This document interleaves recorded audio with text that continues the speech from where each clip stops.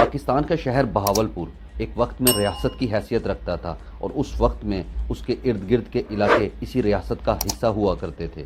برطانوی راج کے بعد بہاولپور کا نظام نواب صادق محمد عباسی کے ہاتھ میں ہوتا تھا اور نواب صاحب 3 سال کی عمر میں نواب بن گئے تھے۔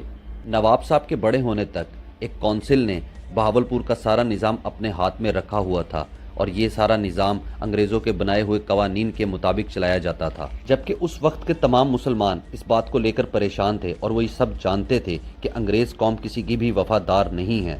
ہماری آج کی کہانی سر صادق محمد عباسی کی ہے، جن کو نواب آف بہاولپور بھی کہا جاتا تھا۔ نواب صادق صاحب ایک نہایت سخی انسان تھے۔ انہوں نے پاکستان بننے کے بعد پاکستان کی بے انتہا مالی مدد بھی کی تھی۔ نواب صاحب نے پاکستان بننے کے بعد 1947 میں پاکستان کو 7 کروڑ روپے بھی دیے تھے، جو اس وقت کے لحاظ سے ایک بہت بڑی رقم تھی۔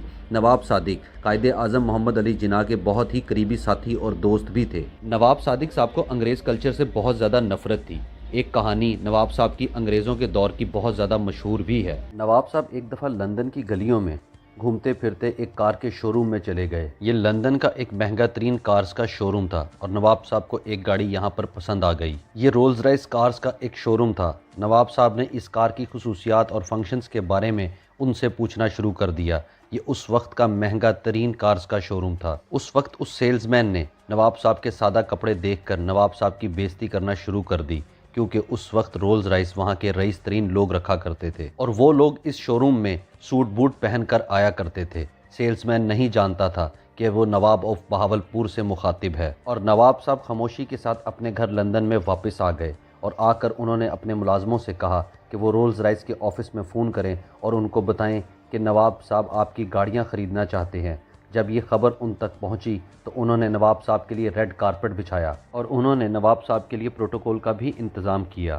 پھر نواب صاحب اپنے رائل کپڑوں میں شو روم پہنچ گئے اور ان کے ساتھ اس وقت ان کے بہت سارے ملازم بھی موجود تھے۔ شو روم پر پہنچ کر نواب صاحب نے شو روم والوں سے پوچھا کہ ان کے شو روم میں اس وقت رولز رائس کی کتنی گاڑیاں موجود ہیں، تو انہوں نے بتایا کہ اس وقت ان کے پاس صرف 6 گاڑیاں موجود ہیں۔ انہوں نے اسی وقت ساری کی ساری گاڑیاں خرید لیں اور ان کو حکم دیا کہ یہ ساری گاڑیاں پاکستان بھجوا دیں۔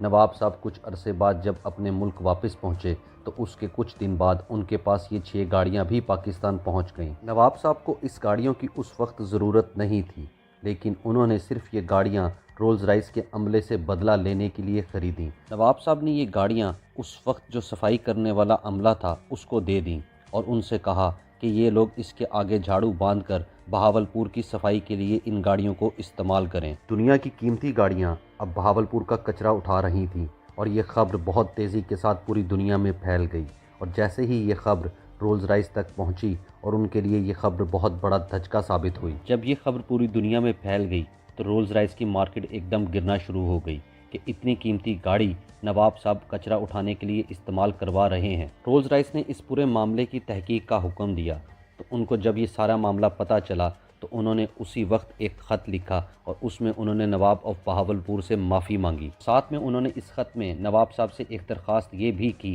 کہ یہ گاڑیاں وہ کچرا اٹھانے کے لیے استعمال نہ کریں، اور ان لوگوں نے نواب صاحب کو کچھ گاڑیاں تحفے میں بھی دیں۔ نواب صاحب نے یہ گاڑیاں واپس لیں جس سے وہ کچرا اٹھوا رہے تھے اور رولز رائس کے شو روم لندن واپس بھیج دیں۔ البتہ اپنی پوری زندگی میں نواب صاحب نے ان گاڑیوں میں کبھی بھی سفر نہیں کیا۔ ان کا مقصد صرف رولز رائس والوں کو سبق سکھانا تھا۔